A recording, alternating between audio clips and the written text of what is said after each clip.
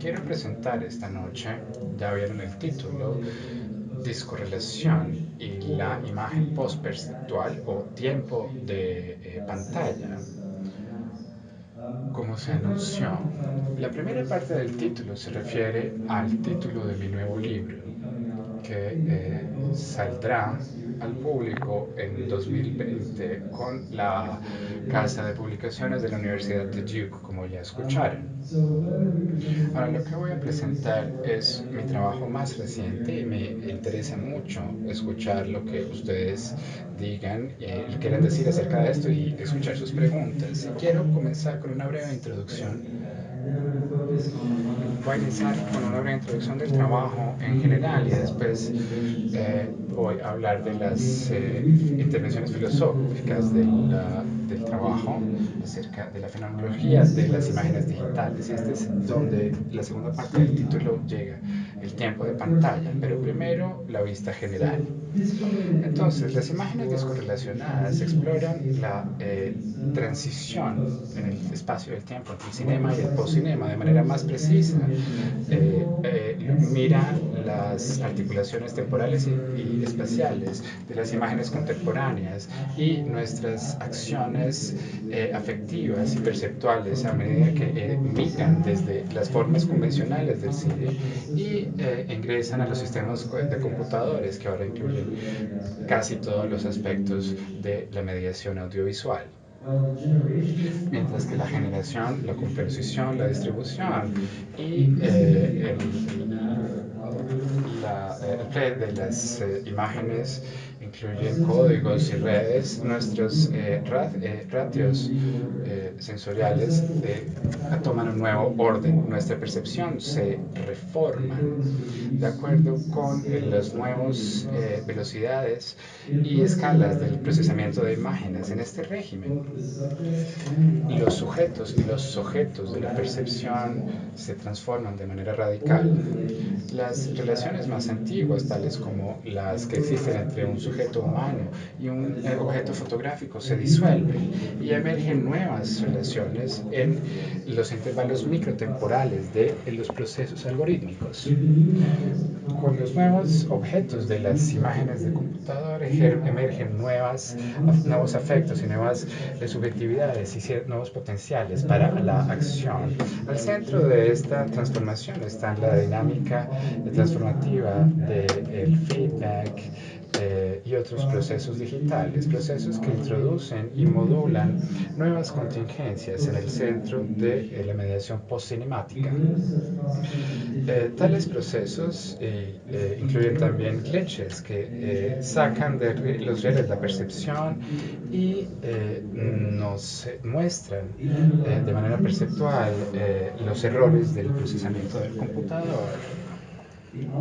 Los algoritmos y las operaciones del hardware que son responsables de estos glitches están descorrelacionadas de los procesos fenomenológicos de la intencionalidad, lo que se conocen en fenomenología como intencionalidad. Además, el glitch revela una inestabilidad más general de las imágenes mediadas por computador que son muy volátiles y siempre están en peligro de disolverse y desintegrarse. Los procesos inmediatos a intervalos que son inaccesibles para la percepción humana, las imágenes que pueblan nuestro mundo están discorrelacionadas de la subjetividad humana. Sin embargo, las diferentes formas y manifestaciones de los medios audiovisuales modernos nos median estos procesos, proporcionando complementos sensoriales de estos eventos, de cierta manera negociando la transición hacia a un régimen de medios posthumano y postperceptual. Estas mediaciones y negociaciones son el enfoque de mi libro. Las imágenes descorrelacionadas eh, tienen que ver con las transacciones entre las agencias humanas y de las máquinas, a medida que juntos crean las transiciones del cinema al post-cinema. El proyecto responde a un número de objeciones desde el inicio. Por ejemplo, la muerte del cinema no es acaso un cliché cansado y la noción del post-cinema no es superfluo. ¿Acaso la maquinaria del cine ha cambiado? Seguramente, pero el cine sigue teniendo éxito incluso en esta era computacional. No hay una división clara entre cinema y post-cinema. La visión del post-cine que abogo no se predica sobre el final del cine, sino en su inclusión en el espacio más grande de un ambiente que ha sido efectivamente transformado por la operación de procesos computacionales.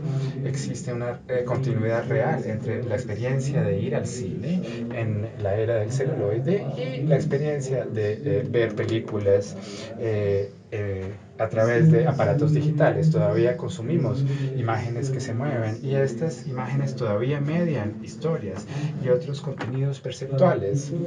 Pero si nos enfocamos exclusivamente en estas continuidades, corremos el riesgo de ignorar la volatilidad o la contingencia de estas correlaciones entre el objeto y el sujeto, que en la era de los procesos computacionales se balancea de manera precaria sobre estos procesos microtemporales que son muy diferentes en velocidad y en escala de la percepción humana. La correlación perceptual, en otras palabras, pertenece al nivel de la experiencia fenomenológica que se extrae y de manera es sistemáticamente ciega a esa descorrelación que existe ahí abajo. Ahora, esta descorrelación transforma nuestra experiencia de maneras profundas. Algunos de estos efectos son más aparentes que otros, como por ejemplo la sensación de impresionarse por la ostentación de los nuevos efectos visuales.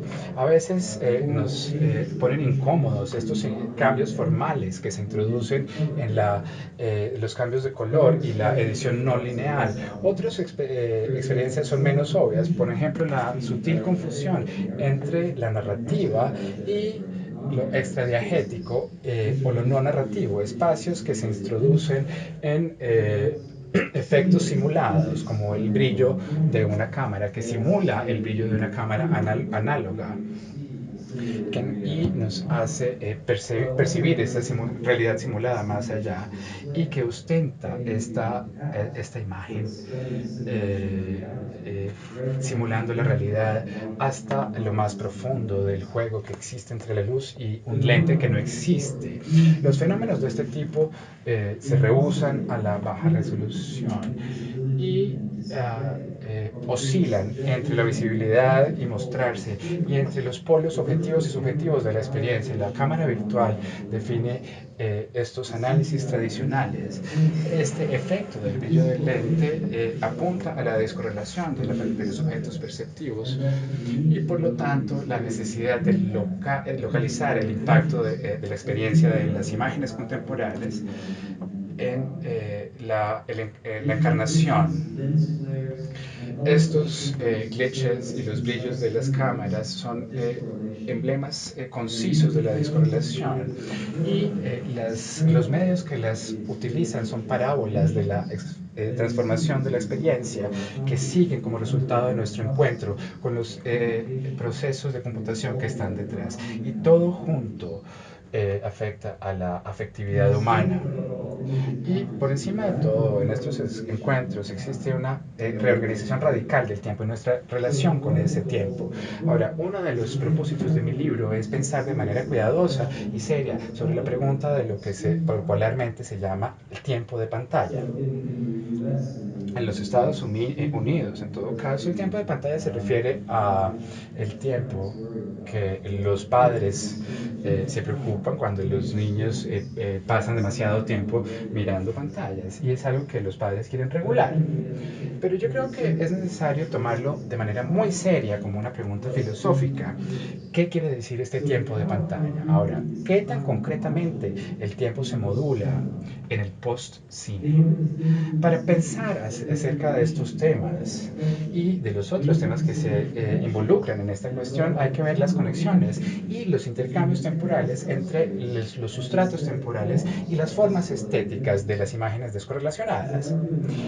Como dije en uno de los capítulos más largos, estos intercambios existen en la temporalidad que emergen en el proceso de la formación y de la deformación de las imágenes, desde el sustrato contemporáneo. Esto es el tiempo de la vida humana en sí misma, la modulación y la transformación del sentido interno y del autoafecto, como Kant le llamaba, o de la conciencia interna del tiempo, como Husserl, el filósofo, lo pone, en un mundo post-cinemático. El término tiempo de pantalla me hace pensar en los padres que quieren regular el tiempo que los hijos pasan en los medios, especialmente con teléfonos inteligentes y tabletas. El término recientemente se ha sido apropiado por Apple, que incluyó una función de tiempo de pantalla como parte del sistema operativo iOS 12 que ayuda a monitorear el tiempo de acceso a las aplicaciones y limitar el tiempo de uso. Como Apple lo dice, el tiempo de pantalla le deja saber a usted cuánto tiempo usted y sus hijos gastan en las apps, en sitios web, etcétera. Así puede hacer usted informaciones informadas acerca de su uso digital, si es que así quiere. Claramente este sistema de reporte automatizado y restricción y acceso basado en el tiempo está en su hogar cuando Deleuze, el francés, ha llamado la sociedad de control. Y esta noción de tiempo de pantalla en su regulación a través de la tiempo de pantalla se encarga de las temporalidades burdas y de la distribución del tiempo en sujetos bien formados, individuos, y no en lo que Deleuze llama los dividuos, las subjetividades divididas que todos somos, como anticipa el papel de los datos en nuestro mundo hoy en día. Ahora, a pesar de que considera esta temporalidad cruda, de manera implícita reconoce un impacto transformativo en los sujetos. Las imágenes en la pantalla en relación directa con el tiempo que ocupan en nuestra experiencia parecen formarnos como personas, cambiando nuestra subjetividad, implicándonos en comportamientos adictivas, que es una cosa que le preocupa a todo el mundo hoy en día. El tiempo de pantalla se convierte en la cosa que liga a la fuerza temporal con el campo ético de la educación. En alemán se llama el Bildung o la formación del sujeto. De esta manera, las luchas y los problemas del tiempo de pantalla sitúan a la subjetividad como una formación contingente y formable que sale de los intercambios temporales de los sustratos computacionales y las formas de las imágenes. De manera significativa, esta vista converge con lo que dice Niklas Luhmann, que dice que el niño es el medio de la educación. De acuerdo a eso, el objeto de la educación, la formación de la subjetividad del niño es de manera precisa la modulación de lo que Luhmann llama el deployment operativo de los medios, el sustrato y la forma. El tiempo de pantalla, en otras palabras, coincide de maneras muy importantes con la temporalización de la experiencia que le dan forma a lo que uno eventualmente termina siendo. Invocando el concepto del tiempo de pantalla, quiero no solamente presentar los riesgos éticos de las imágenes postcinemáticas, sino también hacer un guiño al futuro y la dimensión anticipadora y cómo esto va a llegar a futuros sujetos y a futuras experiencias. Como voy a discutir es precisamente la operacionalización de esta orientación futura que de manera central distingue las imágenes post-cinemáticas de las imágenes tradicionalmente cinemáticas. En este respecto, los medios postcinemáticos se conforman a lo que dijo Lev Manovich sobre lo que él llamó nueva media. Y él escribió alrededor del año 2000, ¿no? Así que sus ideas sobre nuevos medios pueden ser antiguas, pero de cierta manera siguen siendo acertadas. Así que cuando él escribió sobre New Media y su diferencia de los medios más antiguos o lo que llamaba modernos, él escribió que los nuevos medios siguen o de hecho se adelantan a una lógica muy diferente a la sociedad postindustrial, aquella de la personalización individual y no la estandarización en masa. La noción de personalización, como los términos, tales como los términos relacionados como la parametrización, es claramente relevante a la discusión del control. Y es en esta dimensión de nuevos medios o new media que se ha visto en vistas más utópicas, a saber que New Media, siguiendo la llegada de Web 2.0, brinda un contenido que está personalizado a los intereses de las personas, que es más relevante a ellas y por lo tanto mejora la individualidad y no refuerza la estandarización del gusto, de la experiencia, tal como fue el caso bajo los medios masivos más limitados. Pero por otro lado, existe la preocupación legítima de que la personalización realmente es un proceso de formar la persona. Un miedo que está implícito, como hemos visto, en la discusión del tiempo de pantalla y que de hecho es apoyado por una vista teórico-sistemática de la educación o de las relaciones de los sujetos, de las temporalidades del sustrato o los intercambios de la forma. En todo caso, la frase de Manovich conecta estas preocupaciones con el tratado temporal, que Numidia de hecho se adelanta a la lógica de la personalización que parece seguir. Es especialmente esta dimensión anticipativa, ligada a la subjetivización de la dinámica temporal, al moldear el sujeto. Esto es lo que me gustaría presentar aquí y cómo se conecta explícitamente al fenómeno de las imágenes digitales. Y mi enfoque será un acercamiento de escalas temporales de mayor a menor con circuitos más largos de predicción y anticipación que operan en videoplataformas personalizadas, entre comillas, como Netflix, a circuitos más cortos en operaciones a menor nivel de streaming, de buffering, de compresión y de procesamiento en tiempo real. Conectar estos procesos técnicos con formas estéticas que problematizan las diferentes escalas temporales. Con esto veremos cómo las imágenes hoy anticipan a los sujetos que los perciben, como nuestro tiempo de pantalla es enfáticamente un tiempo estático, donde nos convertimos en quienes seremos. Futuros personalizados, entonces. ¿Cómo es que las imágenes descorrelacionadas se adelantan? ¿Cómo es que se adelantan a los perceptores, los espectadores potenciales y cómo forman el sujeto de la percepción? En un artículo llamado Personalizado a su futuro ser, la personalización predictiva de Netflix y la matematización del gusto, Neta Alexander cubre esta futuridad predictiva y la experiencia perceptual en términos del sistema de recomendaciones de Netflix. Como ella demuestra, el sistema utiliza la minería de datos y el análisis estadístico para poder realizar lo que ella llama una comodificación del ojo, efectivamente el control de la experiencia, de tal manera que los sujetos, en cuanto a la categoría del gusto, están sujetos a una automatización digital que seguramente haría retorcer en su tumba a Kant. Instanciar este cambio de economía de masa a un mercado de nicho, como ya lo dice, las recomendaciones de Netflix entonces, o esta característica de Netflix, pretende aprender las preferencias de uno según los hábitos de de reproducción y utiliza eso para sugerir un contenido que a uno le gustaría ver, mágicamente leyendo nuestras mentes, en efecto, para ayudarnos a descubrir contenido que perfectamente se acomoda a nuestro gusto. Sin embargo, estas sugerencias son normalizadas en varios sentidos, debido a los intereses comerciales de la compañía para mantener a los espectadores.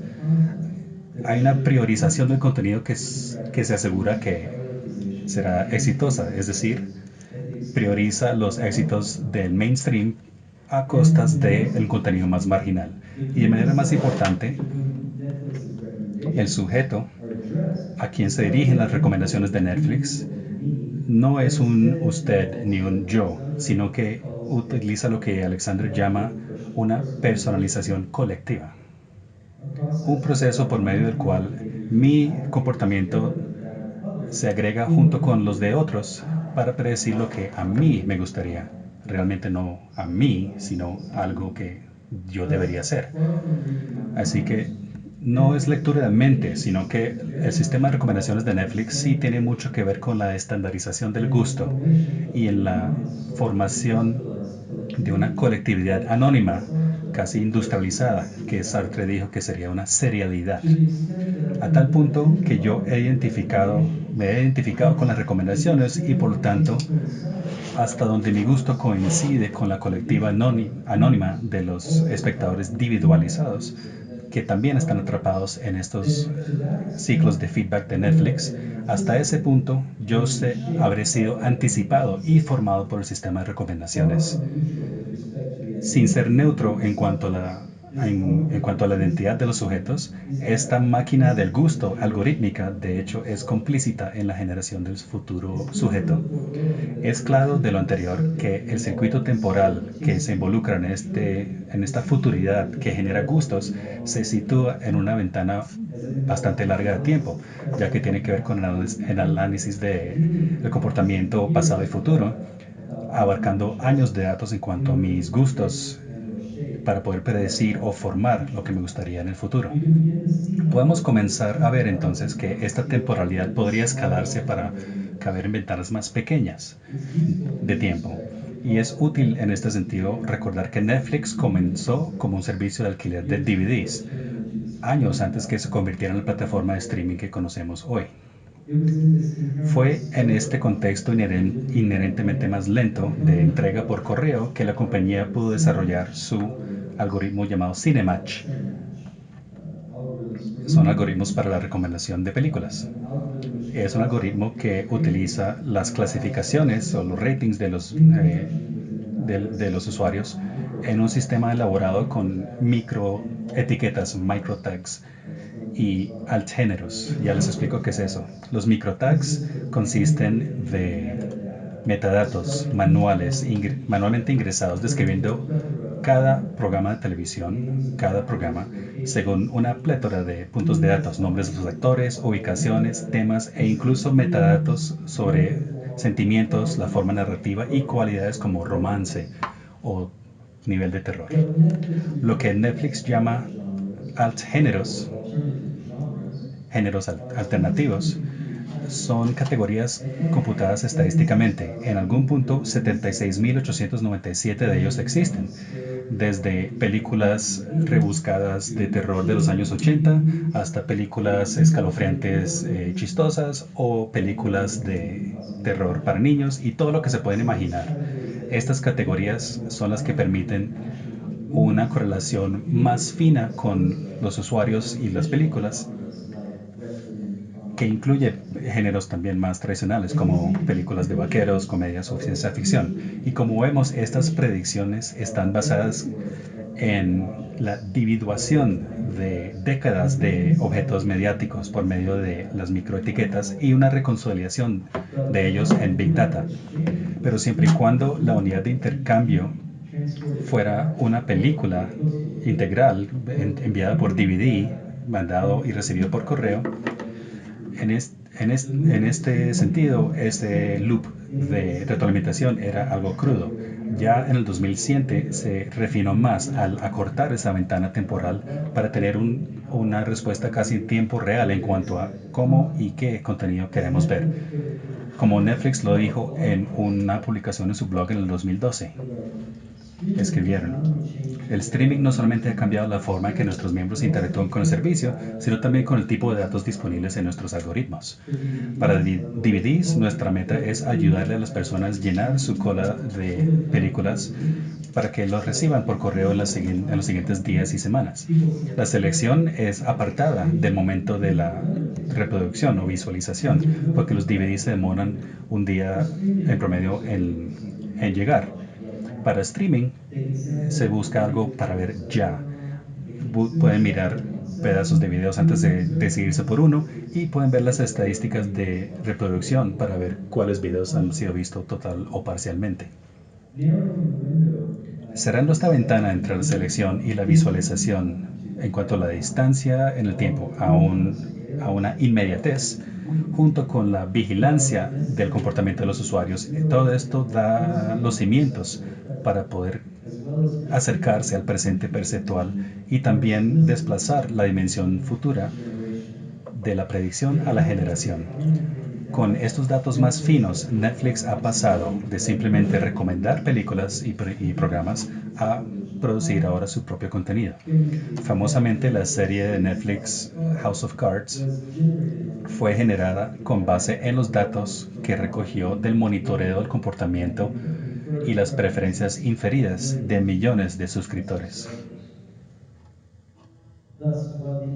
Así que, mientras las imágenes pasan por streaming para su reproducción y son registros del pasado, es decir, los eventos profílmicos que fueron captados por cámaras y otros equipos de grabación, también en cierto sentido son imágenes del futuro, un futuro que fue calculado algorítmicamente e imaginada individualmente antes que fuera presente en las pantallas de los suscriptores. El streaming en tiempo. Dejando a un lado el contenido audiovisual generado predictivamente, los sonidos, imágenes y narrativas, por el momento, el acto del streaming implica a su vez un proceso de control más fino y un cálculo más inmediato de la futuridad. El presente de la experiencia está más concreta y precariamente en juego en este stream de imágenes que fluyen del futuro al pasado, parecido al flujo de nuestra propia percepción consciente. Se, esta dependencia en los dos sentidos deja claro que cuando el video es interrumpido, nos expulsa de este flujo.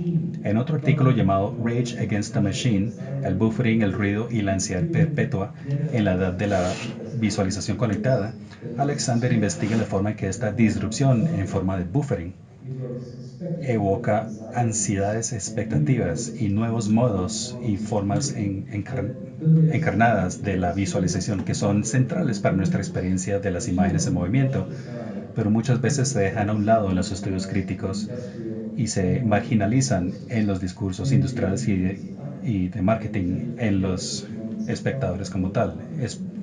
Tendemos a olvidar estos momentos de buffering, o por lo menos lo queremos así. Alexander, con esta borradura con las promesas utópicas de la interacción transparente, una una transparencia que ella llama la abstracción y desmaterialización, que están en contra de las realidades materiales que se encuentran en las lógicas tecnológicas, económicas, perceptuales, epistemológicas y temporales. Vale la pena mirar el diagnóstico de Alexander, que desarrollaré en otro sentido en que lo hizo ella, para poder entender cómo la temporalización del streaming encaja en esta predicción de mayor orden y los procesos de generación que dije antes, y a la vez con los procesos más bajos de la temporalización. El término buffering se refiere tanto a la operación técnica por medio del cual una parte del video se precarga en la memoria para poder asegurar una reproducción sin interrupciones, como también más coloquialmente a aquellos momentos cuando el buffer está vacío y debe recargarse, cuando el video se detiene y aparece el círculo giratorio o algún icono parecido, quizás acompañado con la palabra cargando. Reconocer esta dualidad en el centro del buffering es clave para poder entender la triangulación de la experiencia subjetiva con respecto al intercambio temporal entre el sustrato técnico y la forma estética. Porque es esencialmente una falla técnica la que nos hace conscientes del proceso y por lo tanto nuestra participación. La visibilidad, por lo tanto, es la excepción, invisibilidad es la norma y sin embargo este proceso invisible es clave para nuestro disfrute subjetivo del video. Como el filósofo Martin Heidegger, al descubrir que su martillo está roto o falta, que utilizó para explicar nuestra participación en el mundo tecnológico. Tal como él descubrió que el martillo estaba roto o faltaba, nosotros descubrimos el proceso invisible de buffering cuando fracasa y se revela como una presencia obstinada, lo que Heidegger llama una presencia a mano. A diferencia del martillo de Heidegger, sin embargo, el funcionamiento normal del stream de video no es exactamente lo que él llama listo en la mano o el martillo funcional, una herramienta funcional, un objeto o un equipo, porque la temporalidad del stream está más activamente involucrado en formar el flujo temporal de nuestra propia conciencia perceptual. Y es precisamente esto, más que cualquier otra referencia instrumental específica, según Heidegger, ese orden de equipos, que se revela que el stream ha sido interrumpido. La sincronización del flujo interno y externo, por lo tanto, establece la base para la marginalización y el olvido de la interrupción que Alexander identifica, como también la ansiedad de una falla. La falla del flujo del video es un mal funcionamiento de nuestro propio flujo temporal, sacándonos de nuestro enfoque atentivo con el video. Y por lo tanto es una apuesta existencial y no meramente técnica. Las condiciones que hacen posible una coincidencia y amenazan una no coincidencia del video en buffer. En esto descubrimos una versión mesoescala o una capa intermedia de cómo las imágenes realmente se adelantan a la percepción, para utilizar una vez más el término de Manovich. El buffer del video anticipa nuestro futuro inmediato, un futuro medido en segundos y no días o semanas. Y tal como su trabajo en los procesos de más bajo rango sobre las recomendaciones predictivas y la generación de contenido, Netflix una vez más es innovadora en este campo de buffering a mesoescala, un innovador existencial en el dominio del control temporal. Considere los videos extraños de la compañía que han salido en los últimos años, programas como Corto Ejemplo 23.976 o Show Ejemplo o las 4 estaciones de la serie original Patrones de Prueba y la película de 12 minutos Meridian. Si no han escuchado hablar de Meridian, deben buscarla. Busquen la película Meridian, confíen en mí con esa. Tales videos se utilizan para las pruebas en tiempo real de la velocidad de los bits y la resolución. Por ejemplo, en el corto 23.976 o, como dicen aquí, patrones de prueba para el desplazamiento de la sincronización de audio-video, la calibración del monitor, identificación de canales de surround sound y el overscan. Son cosas técnicas. Con su feedback, su retroalimentación computacional en tiempo real en cuanto a la calidad del video y velocidad representado en forma gráfica o como un texto en la parte superior izquierda de la pantalla, como se ve en esta. Estos videos hacen que el streaming sea visible, no por una descomposición, una falla idealmente, sino al transformar nuestra vista del stream y establecer lo que el filósofo de tecnología Don Ivey ha llamado una relación hermenéutica a él. El stream sigue funcionando, pero lo vemos por medio de una capa de información forense o diagnóstica sobre su estado actual. Leemos su operación y no solamente la observamos. De manera clara, este modo de observar es más para los técnicos que para los consumidores. Es una forma no estándar de ser espectador, pero revela cosas acerca de la calculación y la ingeniería de la experiencia que existen en el buffer. De manera particular, estos videos revelan lo que Alexander ha llamado la comodificación del ojo. Revela lo que ella ha llamado así, que incluye un proceso a un nivel menor de la predicción y la generación de contenido y involucra mediciones precisas técnicas de la visión humana y de la discriminación de la visión humana. Eh, en Example Show, un video de 2010 sumarizado en la página de Netflix como un ejemplo de un show que incluye un actor y una actriz, tiene unas actividades acerca, alrededor de las oficinas de Netflix en una fuente, y jugando con pelotas y haciendo bailes y trabajando en el computador. Es una narrativa interesante, claramente, y en donde el oficial de comunicaciones de Joris Evers dice: es de manera primaria un video que usamos para darnos a nosotros mismos y a nuestros compañeros una manera de probar a Netflix. Más allá, nunca pondríamos este video en las sugerencias y uno puede únicamente encontrarlo buscándolo directamente en Netflix.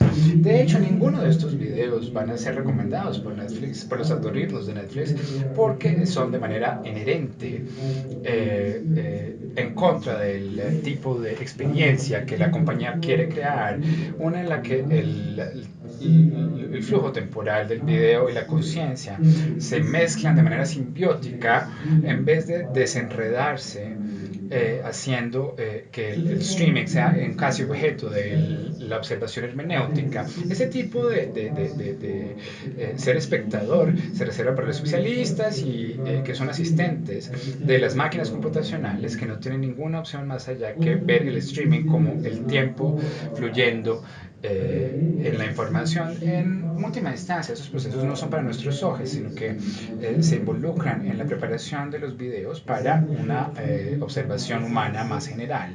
Example 23.976 supone una cantidad de información procesada sobre el tiempo en kbps y los datos de la resolución, el número de píxeles horizontales y verticales que se muestran 320 por 240 o 1920 por 1080. Superimpone esta lectura sobre sus imágenes de video. La juxtaposición revela un acto de balanceo muy precario. La cantidad de información que se transporta por la red y que se decodifica como sonidos e imágenes que fluctúan y que se modula de manera activa para acomodar los problemas del ancho de banda y para mantener el streaming fluyendo. Ver las imágenes con un ojo y los datos numéricos con el otro hace que los espectadores reconozcan algo que ya han visto antes. Un video puede iniciar de manera borrosa, pero enfocarse después de algunos segundos. Esto se ve a través de los números numéricos y muestra una reducción automática de la calidad del video y le permite al buffer ser suficiente antes de llegar a una calidad más alta, lo que utiliza una técnica que se conoce como bitrate de streaming adaptativo, en donde la reproducción se ajusta en tiempo real al ancho de banda y la capacidad de procesamiento, y se pone en disposición en secciones cortas de algunos segundos. Generalmente son de 10 segundos. Idealmente esas modulaciones que toman, que suceden constantemente, son imperceptibles. Estas fluctuaciones están correlacionadas con escenas más detalladas, que son más caras, digamos, en tema de poder computacional, que requieren más recursos de tiempo, de ancho de banda y de poder de procesamiento, como por ejemplo un acercamiento del agua que salpica en una fuente, que crea pequeñas ondas y burbujas en una superficie que brilla. La escena en sí misma es relativamente poco interesante y no tiene mucho interés narrativo, pero toma una significación en relación relación con el streaming de los datos numéricos a medida que vemos el drama de los problemas de las redes, las señales de Wi-Fi y otros problemas solamente para mantener el video fluyendo. Ahora, a medida que este drama se desarrolla entre los outputs numéricos y figurativos, se hace aparente que la percepción humana y su sincronización con el flujo temporal de las imágenes de video se sitúa en la intersección del sustrato informático y de la forma visual computada. En esta relativa escala pequeña, depende de manera crucial en la operación futura del buffer. La percepción humana es inmediatamente sujeta a la individuación, modulación y al control. La temporalización del sustrato y de las relaciones entre el sustrato y la forma, la traducción de los datos, la medición de los bits por segundo y las visiones humanas como organizaciones de píxeles a diferentes ratas de cuadros por segundo, de manera literal dictan el flujo temporal de la conciencia hasta que el stream se rompe y el video tiene que entrar en buffering again. Claramente hay mucho más que decir acerca del buffering, pero quiero indicar una innovación más que tiene que ver con la existencialización del streaming en el tiempo o el foco afectivo profundo y la ansiedad con el video que está en streaming y que depende de la sincronización de las experiencias perceptuales con el delicado balance de las relaciones entre sustrato y forma. En diciembre del 2018, Netflix presentó Black Mirror Bandersnatch con mucha fanfarria. La película viene de la antología, de la antología Black Mirror, que se presentó en 2011 en la televisión británica, en el Canal 4, y comenzando con la sección, por la temporada 3 en 2016, se compró Netflix y se volvió a mercadear como una serie original de Netflix. En su visión distópica del futuro y la relación de los medios con la tecnología y las tendencias de las tecnologías de vigilancia, de las redes sociales y otras cosas, la serie ha hecho una apuesta fuerte en traer una actitud existencialista hacia los aspectos técnicos de los medios contemporáneos. Esto quiere decir que eh, conjuga una atmósfera de angustia acerca de la comunicación y de las transformaciones de la estructura de nuestro mundo que se extrapola hacia el futuro y revela nuestro momento de crisis, incluyendo su sentido etimológico de un momento crítico en una enfermedad, un momento de juzgamiento o una juntura de contingencia en donde la decisión debe hacerse acerca de el futuro. Bandersnatch intensifica este existencialismo mediático, involucrando al espectador directamente en la necesidad de actuar y de escoger. Logra este nuevo nivel de involucramiento requiriendo un input directo y manda que los usuarios hagan decisiones y las comuniquen a través del control remoto para cambiar el curso de la historia. De manera más precisa, cambiar la progresión hacia uno de cinco posibles finales que se presentan en el camino. La mayoría de las discusiones de la película se han enfocado en esta interactividad narrativa, celebrando su innovación o desinflando estas en este contexto, las críticas también muestran autorreflexividad. En Bandersnatch se da uno cuenta que está siendo controlado por una fuerza externa, el espectador, y se rompe la cuarta pared. El espectador tiene la opción de informarle al protagonista que estamos viéndolo en Netflix. Se invita al espectador a hacer clic en el logo de Netflix y haciendo que el personaje se pregunte en voz alta, no tengo el sonido acá, pero el personaje dice, ¿qué carajos es Netflix? Entonces está confundido porque no sabe qué es lo que es, pero claramente está rompiendo esta cuarta pared. Entonces, sí, ciertamente estos aspectos de la interactividad y la autorreflexividad son cruciales para el involucramiento del espectador en el existencialismo general del programa, incluyendo la canalización de la ansiedad hacia una ventana pequeña de toma de decisiones en tiempo real. Uno tiene 10 segundos antes de que la decisión se haga por uno. Y una mala decisión puede hacer que un carácter, que un personaje comente eh,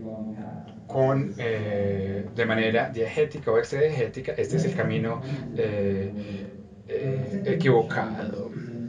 Ahora, también hay retos técnicos que se presentan en esta interactividad y las consecuencias que tiene para hacer, pensar sobre el foco de, el video en streaming. Por ejemplo, un artículo de la revista GQ dice, la primera, la primera cosa que viene que es notable en Natch es la falta de junturas en el sistema de decisiones. Uno tiene 10 segundos para tomar decisiones binarias y no existe un buffering o un tiempo de carga. La referencia a la falta de junturas eh, se hace invisible de manera paradójica, viene hacia el frente en el análisis de este crítico. Pero la idea es que no hay buffering. Únicamente tiene sentido si recordamos el sentido dual en que se usa el término. De manera específica se refiere a los momentos disruptivos en los que se nos saca del stream para que pueda cargar. Pero esta ausencia aparente del buffering depende de manera crucial de la operación eficiente del buffering en su sentido más técnico, que no es una hazaña pequeña para una narrativa que tiene ramas. La precarga del contenido audiovisual en la memoria anticipa la experiencia presente desde antes. Ahora, esta operación es compleja. eh, en el video lineal, la complejidad de su ejecución en esta narrativa que se divide se hace más complicada por el hecho de que el sistema computacional tiene que acomodar múltiples futuros posibles, de nuevo, medidos en apenas unos segundos, que pueden ser escogidos por el espectador. Nuestra sincronización temporal precaria con este stream se complica con el hecho de que no se conoce aún cuál imagen futura vamos a experimentar, sino que eso se define cuando el espectador ha hecho la decisión. Este dilema y el dominio de Netflix de esto hace que Bandersnatch sea tan innovador, que no consiste en la interactividad en sí, sino en el sistema de un buffering multi-thread. De manera esencial, dos streams se cargan en una memoria al mismo tiempo.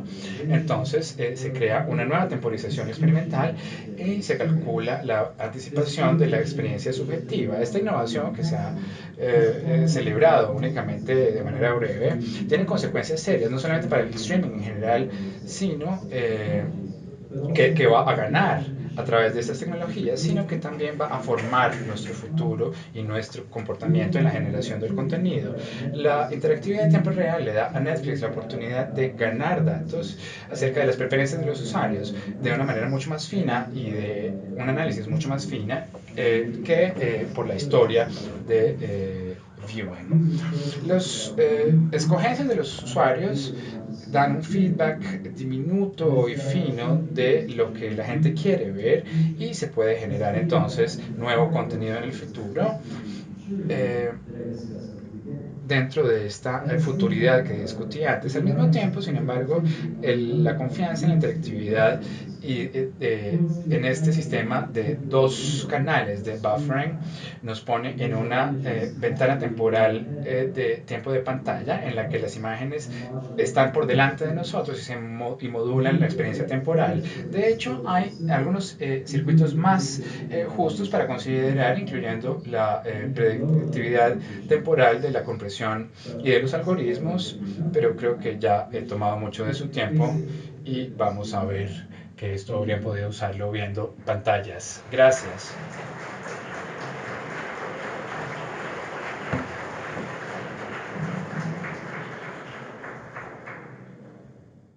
Muchas gracias, profesor Denson. Procedemos a las preguntas. Les recomiendo nuevamente que sean en español. ¿Quién quiere empezar? ¿Quién se anima? Buenas tardes. Muchas gracias por la conferencia. Me ha parecido muy interesante. Yo quisiera de pronto conversar un poco sobre simultaneidad, como si acaso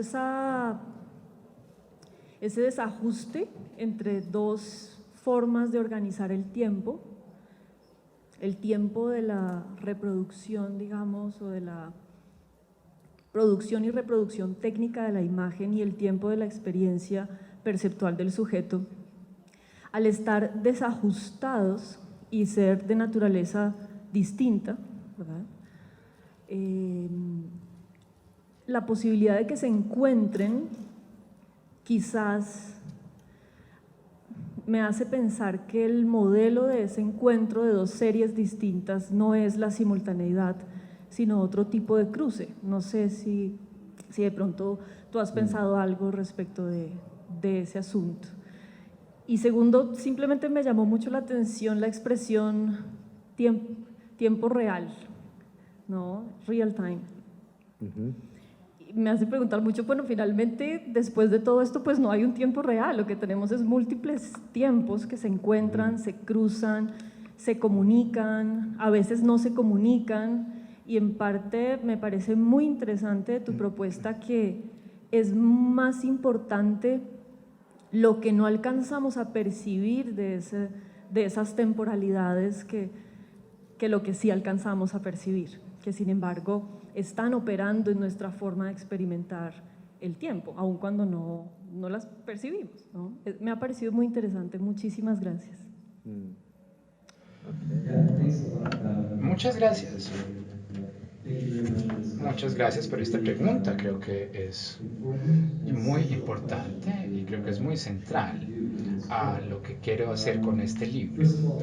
Primero, el tema de la simultaneidad o algún tipo diferente de intersección, creo que esto es muy crucial y es algo que ha preocupado a personas como Stigler, filósofos como Stigler, que también se preocupa con este tema del tiempo real y la construcción del tiempo real, que es como un término técnico que se ha vuelto común, pero que no debería ser tan común, deberíamos estar extrañados.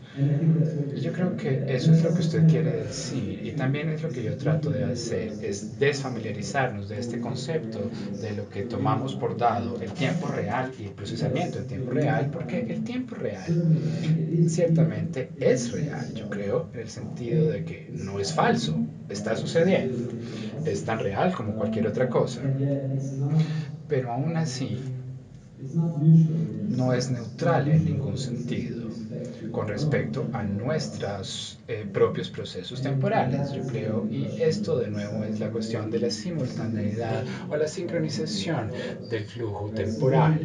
Ahora, ¿qué hacemos con esto? Stigler, creo, ve un gran peligro político en esta idea de la sincronización de los procesos en tiempo real y nuestra conciencia interna del tiempo. Mayoritariamente lo coloca en el régimen televisual del cine.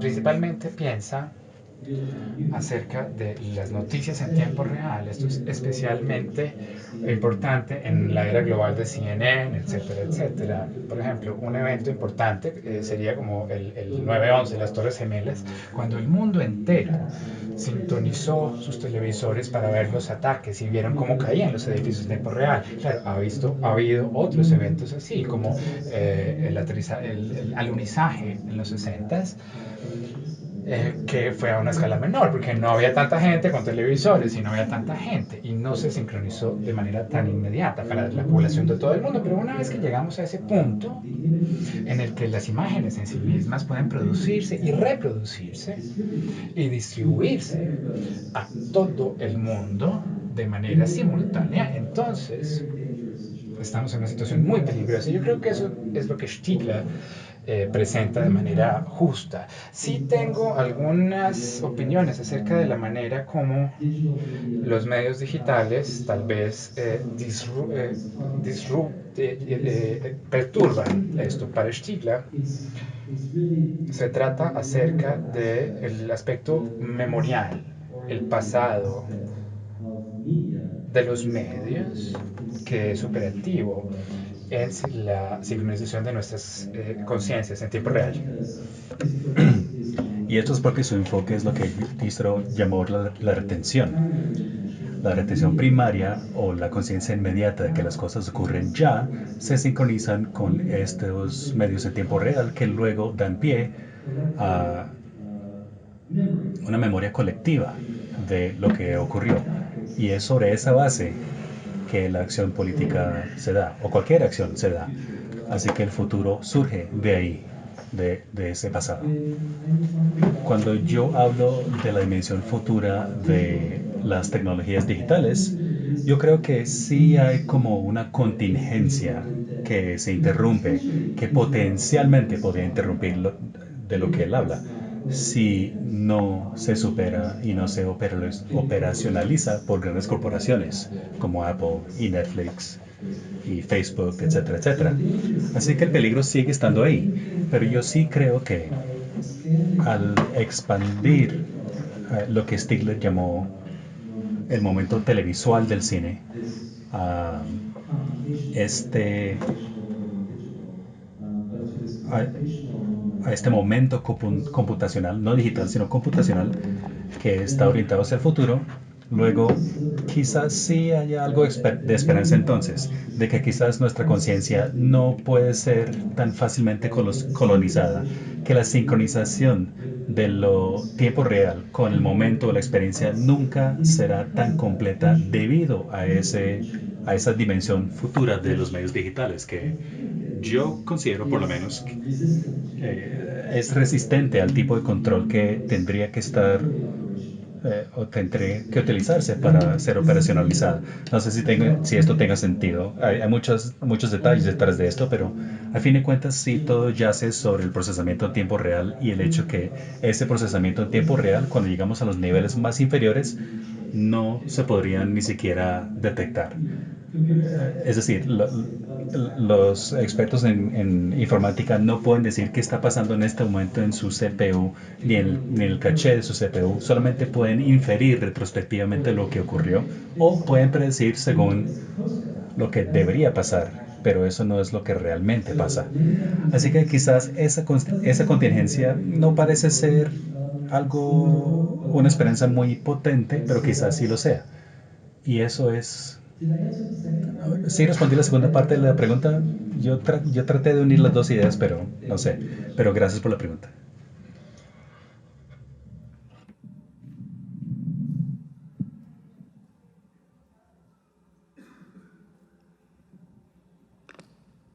Hola, buenas noches. Muchas gracias por la charla. Quería preguntarte de pronto si era posible hacer un paralelo entre este análisis que haces del buffering con otra técnica que sería el foveated rendering, que tienen ahora ciertos cascos de realidad virtual, donde la resolución cambia dinámicamente dependiendo de dónde se detecte que el ojo mira. Pues este tipo de técnica no ha sido desplegada todavía a cascos de realidad virtual para consumidores, pero ya están en otros que se usan, por ejemplo, en aplicaciones militares y en aplicaciones médicas. Entonces, ¿qué opinas al respecto de ese tipo o de ese paralelo? Ya. Sí, excelente pregunta. Y yo creo que tiene toda la razón en cuanto al paralelo. Y creo que a lo que se refiere con el foveated rendering es realmente un nivel inferior del control temporal, un nivel más bajo, más rápido. Tiene que ser más rápido este proceso de anticipar el futuro, ¿cierto? Así que lo que he presentado hoy son como las primeras movidas para llegar a ese espacio de pensamiento, pensar en esa dimensión anticipativa de las imágenes computacionales, procesales, pero sí, creo que tiene toda la razón. Y esto también da pie a unas preguntas muy interesantes, una vez más sobre la sincronización y la simultaneidad, porque la meta es responder en tiempo real al movimiento encarnado, a presentar la ilusión de una correlación plena del cuerpo con el entorno virtual, que, una vez más, de manera interesante, pues la realidad virtual sí casi que es demasiado burdo como ejemplo de esta correlación, porque se apagan los ojos, ¿cierto? Uno se separa de su entorno, pero se conecta a uno nuevo. Y ese render a bajo nivel, ese proceso temporal del foveated rendering, yo creo que eso va un paso más allá de lo que yo he hecho aquí. Y en este capítulo, de hecho, yo hablo además de los algoritmos de compresión, que ya son comunes, MP4, MP2, ese tipo de algoritmos de compresión que también tienen que ver con la dimensión anticipativa en cuanto a la predicción del movimiento y la reconstrucción de las imágenes descodificadas en tiempo real, entre comillas, tiempo real. Pero aquí ya llegamos a ese momento donde lo que está en juego es la agilidad de la respuesta, la agilidad de la imagen con respecto al cuerpo individual. Yo he utilizado el término y me da curiosidad de cómo se está traduciendo, hubiera hablado con los traductores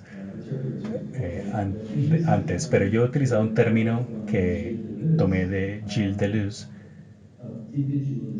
que es la individualización, este tipo de descomposición del individuo en un conjunto de valores de informática, puntos de datos y vectores. Y yo creo que eso es precisamente lo que está en juego con ese foveated rendering y la correlación de, de la encarnación con el entorno virtual. Eso precisamente es la desindividualización del cuerpo. Y yo creo que eso es políticamente, no quiero decir peligroso, pero sí es un momento peligroso, aunque se puede utilizar para el bien, como decía, como para aplicaciones médicas, ¿cierto? Pero sí, en general yo creo que el paralelo totalmente existe y creo que sí está señalando uno de los campos donde la dimensión anticipativa tiene que ser aún más fina que en cualquiera de estas cosas que les hablé. Sí creo que hay un nivel que es aún más bajo que también hablo, del cual también hablo, que es el procesamiento en tiempo real, o sea, los procesos de cómputo a bajo nivel y de lo que yo hablo en términos de lo que los informáticos llaman la ejecución especulativa o la ejecución del código o diferentes ramas del código antes que se sabe cuál debe tomar. Esto ocurre ya a nivel de nanosegundos. Pero sí, necesariamente eso estaría subyacente a cualquier tipo de foveated rendering. ¿Alguna otra pregunta?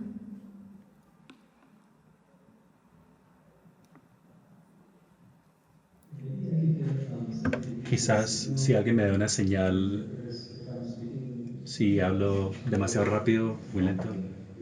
No, vamos bien. Bueno, gracias.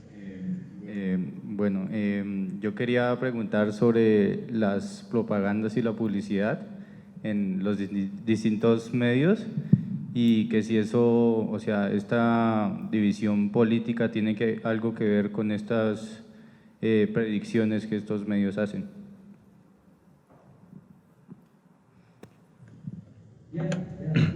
Sí, yo creería que sí, definitivamente, especialmente en pasar de los medios transmitidos a los medios sociales y en línea en general. En cuanto a cuando uno va a Amazon, no estoy hablando del bosque, sino ¿no? la página, para pedir unos libros, ustedes ven algo diferente que yo. Yo recibo otras recomendaciones según lo que he hecho en el pasado, así que toda esta información que se está recogiendo, no solamente por la interacción con Amazon, sino también con la interacción con otras páginas que tienen alianzas con las compañías de recopilación de datos, todo esto se alimenta o todo esto alimenta esa apariencia de Amazon en cuanto a cómo les aparece a ustedes, a diferencia a mí. Y la gente ha argumentado si esto es algo bueno o malo. Seguramente no es nada bueno para nosotros, seguramente es algo bueno para Amazon porque les ayuda a vender, ¿cierto? Pero también se conecta con algo más claramente peligroso. Las campañas recientes políticas de todo el mundo, por ejemplo, han utilizado publicidad dirigida según los perfiles que se generan. Y muchas veces no tienen mucho que ver con la forma en que nosotros pensamos de nosotros mismos. Y esto es otro ejemplo de esta individualización, esta descomposición del individuo en millones de vectores y puntos de datos que suelen ser contrarios a lo que nosotros pensamos que somos, lo que nosotros, como nosotros nos consideramos de manera autorreflectiva. Y la pregunta que surge de todo esto en cuanto a qué, qué estereotipo, qué perfil encaja con el mío. Y esto también tiene que ver con lo que decía antes en cuanto al control temporal de quienes nos estamos convirtiendo debido a este tipo de calibración diminuta o sincronización diminuta de, de los rastros e hilos temporales que yo dejo y que ustedes dejan en línea. Entonces sí, yo creo que la publicidad sí es un tema muy central al mío. Y me interesa el tema porque yo creo que la publicidad es quizás la forma más benigna, no necesariamente es que sea buena, pero eso es como el lado más benigno de lo que se podría hacer y convertir luego en política fascista, por ejemplo. Hola, es que ahorita estaba pensando y yo dije, bueno, ¿cuál sería como el punto extremo del streaming, de la cuestión en vivo? Entonces dije, bueno, con la cuestión de los avances en inteligencia artificial y todo esto se puede llegar al punto en generar el contenido con mis emociones en el momento exacto de lo que estoy sintiendo y de lo que quiero. Entonces eso me lleva a preguntar si esto no alimenta como al reptil, como al ello, o sea, como esa parte violenta y sexual, o sea, muchos aspectos que no se atraviesan por la razón, sino van directamente al deseo. Y digamos, ¿esto cómo podría afectar a usted? ¿Qué piensa al respecto? Yeah. Sí, estoy de acuerdo con sus preocupaciones también. Yo creo que tiene toda la razón. Creo que lo que está en juego en todos estos tipos de encogimiento de la aventura temporal es poder pasar o sobrepasar la subjetividad. No con el cuerpo solamente como una entidad fisiológica, sino también el cuerpo como una interfaz con el entorno. Así que realmente es como cuestión de la modulación de la relación total ambiental, que llevado a su extremo suena muy distópico, ¿cierto? Pero antes de llegar a ese extremo, si solamente pensamos en el cuerpo como una entidad fisiológica o algo que que tiene impulsos que no están bajo nuestro control subjetivo, esto es esto es el sujeto de la operacionalización con técnicas como el foveated rendering, donde el casco de realidad virtual hace el render según donde uno mire, no solamente cómo gira la cabeza, sino también cómo los ojos se mueven y cambian de punto focal y todo esto. Eso es pasar por alto la subjetividad y es un cortocircuito ya al lado fisiológico del cuerpo, que como muy bien dijo, se conecta con todo tipo de cosas que pueden tener otras motivaciones más cuestionables y personales. Así que sí, esta idea de una inteligencia artificial que reacciona en tiempo real según nuestras emociones, creo que es una pregunta complicada porque se basa en la idea de que podría haber un reconocimiento de nuestras emociones en tiempo real. Y eso es algo que muchas personas están trabajando y vendiendo, Ya lo están vendiendo incluso antes que realmente exista. Pero muchas compañías sí están comprando esta idea de que sí existe la posibilidad y que es práctica, incluso hoy, esta capacidad de leer las emociones de las personas y que se puede automatizar. Personalmente, yo no creo que lo que está pasando es que las tecnologías leen las emociones como tal. Lo que sí creo es que estos aparatos técnicos y sistemas sí están modulando activamente lo que significa tener una emoción o cuáles son las emociones disponibles para nosotros. Así que se vuelve más pequeño este alcance en cuanto a lo que significa para nosotros. Es decir, no solamente que las tecnologías leen pasivamente nuestras emociones, sino que realmente trabajan en conjunto con nosotros para generar emociones ya con efectos más ambientales. Así que eso para mí, toda esa situación ya de por sí es peligroso, en el cual el control temporal de la experiencia no solamente trata del objeto perceptual que se nos presenta, sino también la relación afectiva total que tenemos con el entorno. Así que sí, estoy de acuerdo en que esto es algo preocupante.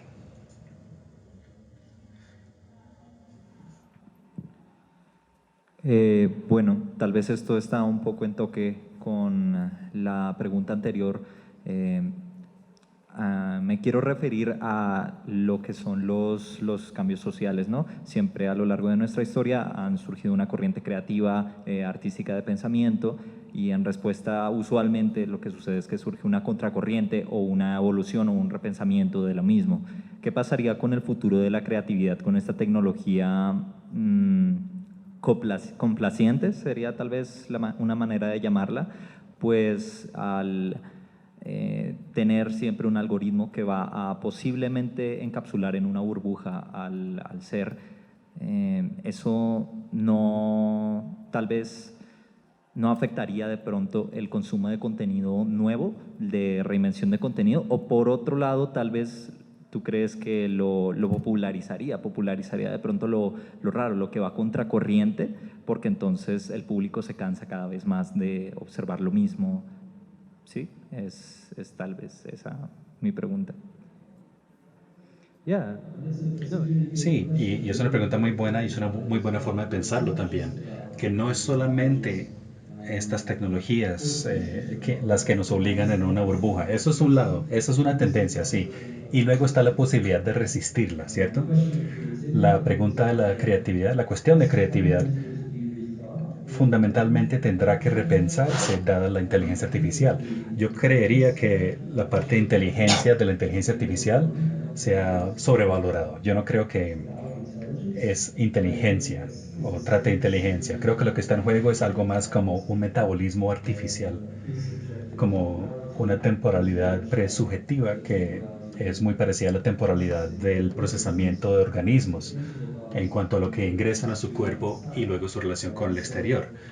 Así que cuando pensamos las cosas así, entonces las cosas como la inteligencia artificial ya tienen muy poco que ver con la creatividad, ¿cierto? Algunos dicen, bueno, ¿qué tal si las máquinas se vuelven creativas? Y ya muchas personas están diciendo, miren esto, lo que DeepMind hizo estos videos que parecen que hay perros por todas partes, o que alguien tomó LSD o algo así. Pero eso no es creatividad para nada. Eso es simplemente procesamiento. Realmente es un proceso numérico que no es muy diferente a la estadística. Simplemente que ahora están en juego los píxeles. Entonces ellos hacen cosas que sí son interesantes para ver a veces, pero la razón por la cual yo señalo todo esto es porque yo creo que esta cuestión de la creatividad se ha contaminado con este tipo de discursos y creo que debemos repensar qué es lo que significa. Pero una vez más, es algo ambiental, es algo metabólico. No es que esté ubicado en una mente de un genio, por ejemplo. Tenemos que desindividualizar la idea de la creatividad sin simplemente decir que el computador también lo puede hacer. Quizás los computadores sí formen parte, son cómplices dentro del mismo. Pero sí, al nivel superior de esta pregunta, tal como la planteó, la creatividad sí es algo que yo creo que está en peligro, pero no creo que exista una situación donde este peligro sea un destino necesario, ni nada parecido. No solamente podemos escoger otros caminos. Bueno, claro que estamos en desventaja con respecto a las grandes compañías que escogen qué contenido dejan disponible o no. Pero eso no significa que tampoco que estemos indefensos. Estas tecnologías como tal, como les decía, quizás sí se presten para alguna esperanza, para que se puedan operacionalizar por nosotros quienes quieren ver algo diferente. Sí, será difícil porque no es como si uno pudiera simplemente tomar los medios de producción en el sentido industrial, porque estamos hablando de nanosegundos ya a estas alturas. Estamos hablando de momentos del tiempo que solo entendería un experto en informática, y ni siquiera ellos lo entenderían en tiempo real. Pero lo mismo, eso no significa que somos indefensos. Hay otros ataques que podríamos utilizar, si es que tiene sentido decirlo así. Ojalá ya con eso por lo menos abra el horizonte hacia la pregunta que me hace. Y ojalá fuera respuesta también. Bueno, mi pregunta pues está más relacionada con las imágenes más tradicionales, pues hechas a partir de medios más tradicionales como el grabado, la pintura, el dibujo. ¿Cómo se ven afectadas este tipo de imágenes y este tipo de medios por estos nuevos medios?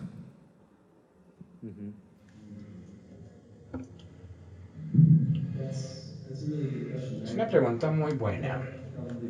Yo creo que la gente acá tiene mejor idea de esto que yo. Yo creo que hay gente que está efectivamente trabajando con medios más tradicionales, más que yo en todo caso. Y yo le quisiera devolver la pregunta a los artistas, la gente que trabaja con este tipo de medios físicos. ¿Cómo es que su práctica ha cambiado? Claro, estas son cosas que yo creo que estamos discutiendo cambios que no se dan siempre al nivel de la conciencia subjetiva y la representación. Entonces, preguntarle a alguien lo que sienten acerca de esto no siempre nos va a dar una lectura precisa. Es difícil identificar ese tipo de cosas. La trayectoria general de la manera como yo quisiera responder esta pregunta, no es que yo tenga una respuesta, pero sería pensar no solamente acerca de los medios individuales como unidades individuales aisladas de otras, sino también como partes de un ambiente de medios más amplio. Siempre que se introduce un nuevo medio, especialmente un medio que tiene un alcance amplio, bien sea porque se transmite por radio o cuando se introdujo la escritura. Siempre que se introduce un nuevo medio y se difunde a gran escala, yo creo que debemos decir que el ambiente completo de los medios ha cambiado, y eso quiere decir que la relación de todos los medios individuales con su ambiente más general ha cambiado en el sentido de la relación. Ahora, eso es una pregunta bastante abstracta, pero yo creo que de manera concreta pensar acerca de y observar cómo las personas trabajan con estos medios, cómo se acercan desde esta perspectiva ambiental, va a ser la manera para responder a esta pregunta.